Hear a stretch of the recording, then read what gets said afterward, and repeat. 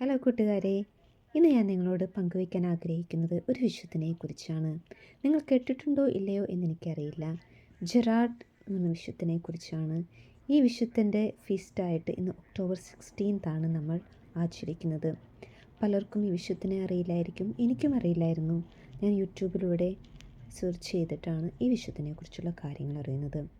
ഈ വിശുദ്ധൻ നമുക്ക് പ്രത്യേകമായിട്ട് ഡെഡിക്കേറ്റ് ചെയ്യുന്നത് unborn babies, mothers, child birth ഇങ്ങനെയുള്ളവർക്ക് വേണ്ടിയിട്ടാണ്. നമുക്ക് പ്രത്യേകം പ്രാർത്ഥിക്കാം.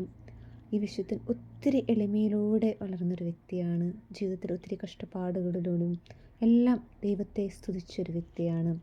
ഒത്തിരി ബുദ്ധിമുട്ടുകൾ പിതാവ് ചെറുപ്പത്തിലേ മരിച്ചു.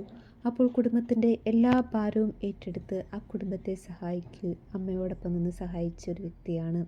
ചെറുപ്പം മുതലേ വേദനകളും ബുദ്ധിമുട്ടിലൂടെ എല്ലാം പോകുമ്പോഴും കിട്ടുന്ന സമയമെല്ലാം ദൈവത്തിന് തിരുമുമ്പിൽ തൻ്റെ ജീവിതം അർപ്പിച്ച് പ്രാർത്ഥിക്കുന്നൊരു വ്യക്തി.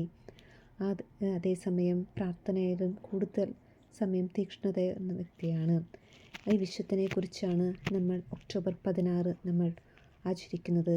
അപ്പോൾ നമുക്ക് ഓരോ ദിവസവും ഓരോ വിശുദ്ധനെക്കുറിച്ച് നമുക്ക് വിചിന്തനം ചെയ്യാം, നമുക്ക് പ്രാർത്ഥിക്കാം. നമ്മുടെ ജീവിതത്തിലെ ഓരോ വേദനകളും വരുമ്പോഴും നമ്മൾ ഓരോ ദിവസം ഓരോ വിശുദ്ധനെക്കുറിച്ചിലൂടെ നമുക്ക് അനുഗ്രഹങ്ങൾ ലഭിക്കാം. എല്ലാവർക്കും നന്ദി.